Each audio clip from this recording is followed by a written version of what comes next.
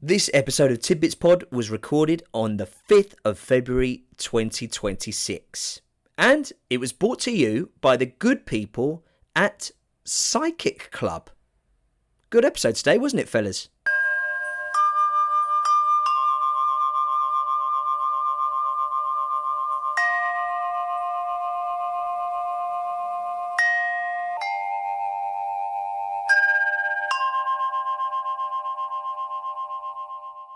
All right, chums. Straight in. Can we talk about the most British thing I've ever seen? And when I say that, I mean like how I feel when people say it was the most British thing I'd ever seen. You know, and so annoying. First, an important note. I am British, so, you know, I've got a British passport. I was born there and from Croydon, blah, blah, blah, blah. So I'm not having a go. And second, you know, this is just an observation. You know, I might kind of up the aggressive tone just for comic effect. But, you know, it's fun to talk about stuff that doesn't matter in a passionate way. Why not? So anyway, it was the most British thing I'd ever seen. And, let's get into it, right? So, you know, most of the things, if you're saying it was the most British thing you've ever seen, they're just, you know, very general good things. You know, that you'd hear someone say like, I saw people queuing politely on, it was on the railway platform earlier, and they were just all in the most delightful queue, and it was the most British thing I'd ever seen. Like, you know, you think we're the only people that queue. You know, I think we've got to ditch this myth as well that British people love queuing. I mean, we will queue if there is a situation where a line is needed or whatever, and there's some sort of order to things. We'll queue, but no one's loving it. You know, if you loved queuing, you'd get into queues regardless of what the queue was for. Like, you'd queue for the love of queuing. Like, have you ever got in a queue just for the queue? And then you got to the front of that queue and ran to the back and queued all over again? I mean, that's what you'd do if you loved it. Who's still with me? Yeah, so the most British thing you've ever seen. Like, you can't just pick a good thing that loads of people do around the world and then just claim it as a British thing. You know, like, well, we were coming into the office this morning, and I held the door for him, and then he went through the door, and then he went and he held the next door for me, and we just kept taking turns holding the door, and it was the most British thing I ever seen. You know, was it British, or were you just, you know, was it just common courtesy sort of thing? Yeah, what I'm trying to say, you're not allowed to take a generally nice thing and then attribute it to yourself and then claim that it's only you that does that thing. It's kind of like, you know, there's a stereotype for people from the north of England, right? And the north of England, yeah, everyone says they're friendly. But in reality, they rarely are. And that's not me saying really in an accent. We rarely are. We're really friendly. I'm dead friendly, me, you bastard. But actually, that's not fair. I just wanted to do the pun. But yeah, do they have friendly people up north? Absolutely. But not in, you know, in a greater ratio than any other part of the country, kind of thing. Like, are you still with me? I really am. Yeah, so I think the important thing here is to consider who has given the people that stereotype. And I think, yeah, in every case, it's self-labelled.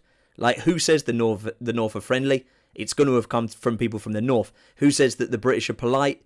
That's going to have come from British people, right? And, you know, if you are in that group, let's say you're a Northerner and you're being called friendly, it feels nice to keep that positive stereotype going.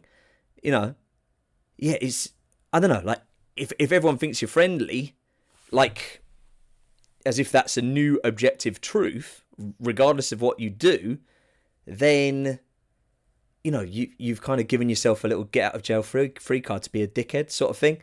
Like, I don't know, like, it gives a license to be rude, because then they can refer back to their own stereotype kind of thing. Yeah, I'm a simple Yorkshireman, me, and I tells it as it is, you know, all that shite. And all that's happened there is you've heard some stereotypes that you've liked, and then you've just lent into it and made it your personality. Like, Yorkshire portions, you know, everyone likes food, mate. You're just you just like being part of something. But yeah, anyway, it's not. God, this is not an attack, but. Yeah, I think I'm just a bit grumpy. Like, let's talk about Britain as a whole and why it happens, right? So, I think British people have got this idea that kind of they are the only people that have general politeness, or they think they're the only people in the world that drink tea, or they're the only people that, you know, they have rain kind of thing. Like, it's weird, isn't it? And actually, you know what? Okay, I'm going to flip 180 on this now. I don't actually mind the most British thing I've ever seen if it was self-deprecating. You know, that's nice, isn't it? But my issue here, and I don't know, I'm trying to have a little hot take, but yeah, I just don't like it when they're trying to take credit for or praise for things that aren't British, or that aren't only British, say. So, you know, I guess you could do it in a funny way. Like, it's funny to be clearly wrong, you know. I saw Gérard Depardieu the other day, and he was eating frog's legs and soft cheese, and he was in a Parisian cafe listening to like Edith Piaf and sipping on a bol du chocolat with a fucking croissant, and it was the most British thing I ever seen. I was wrong, that wasn't funny, but yeah, you know what I mean. You can play with it, but I don't know, is it only the British that say it's the most British thing they've ever seen, referring to themselves? I mean, definitely in a positive way. I mean, the rest of the world, they're going to see negatives, and they're going to say it's the most British thing they've ever seen.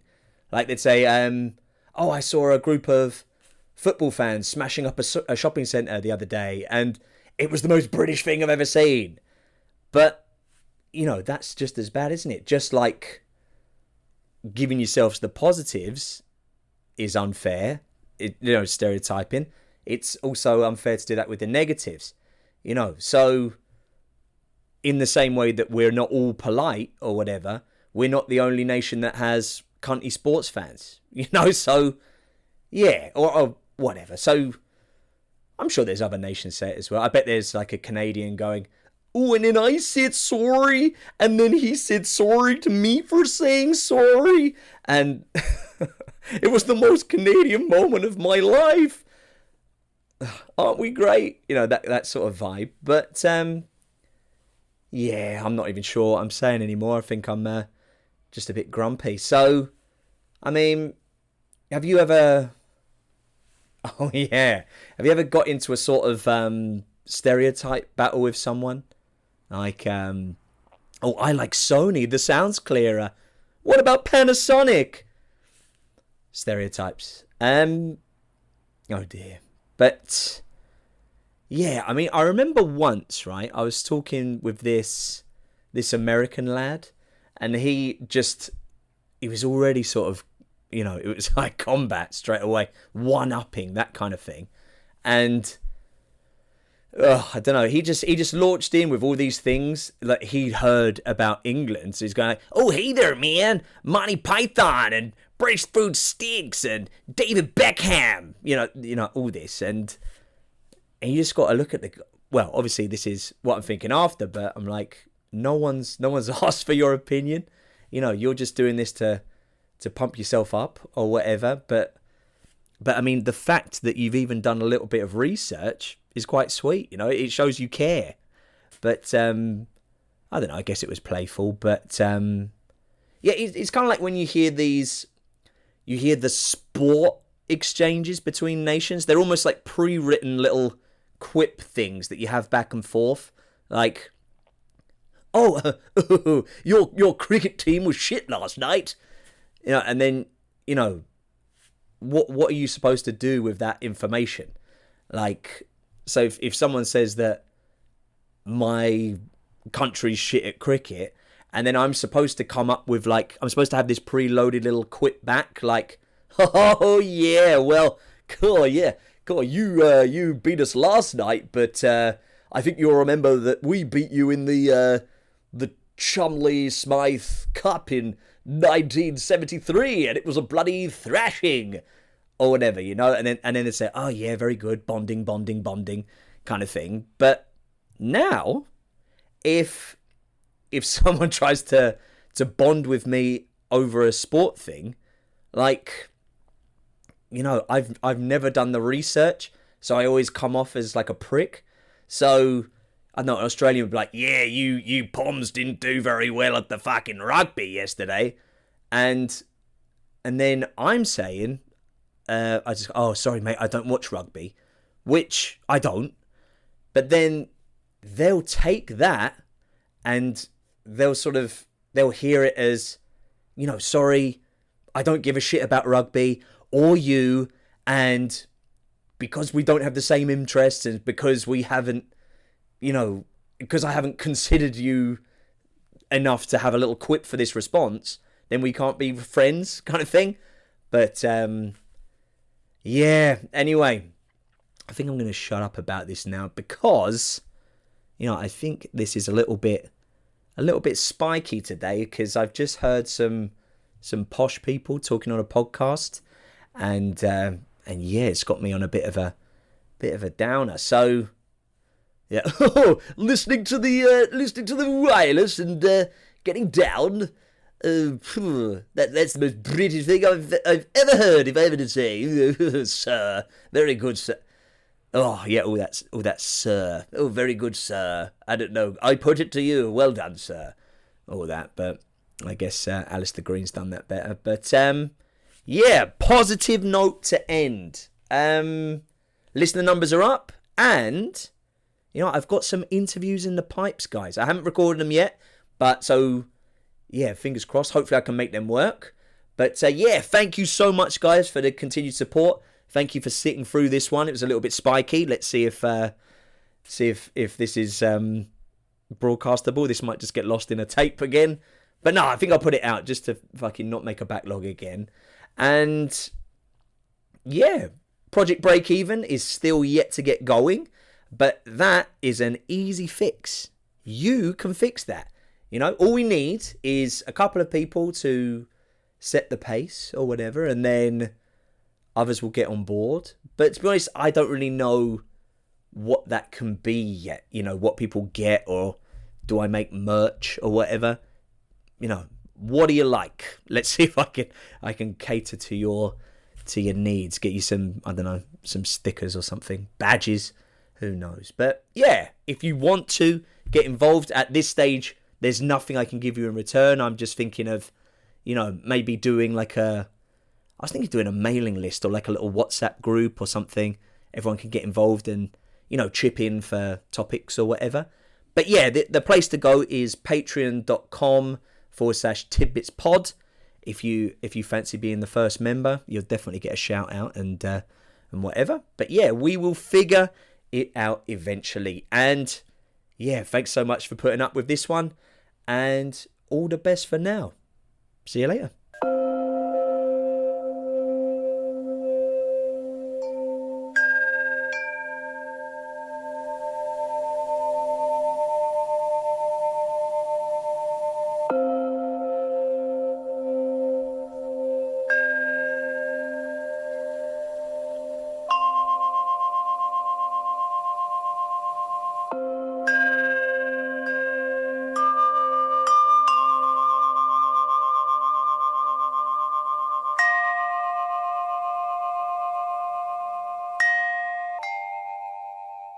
Top 5 most British things ever. Apologising for everything, even if you didn't need to apologise for said thing. And if anybody says that's a Canadian thing, where do you think they learnt it from? Yeah. Number 5 for me. I'm not even a fan of it. I've put beans on toast. Oh, The staple. It's what we're known for. 100%. Beans on toast taste like Grandma made it with all of her love. What's your number 4? Forming a 24-hour-long queue to go and pay your respects to Her Majesty the Queen. Excellent. Only we could queue for that long and it be a pleasure. Number 4 for me, dogging.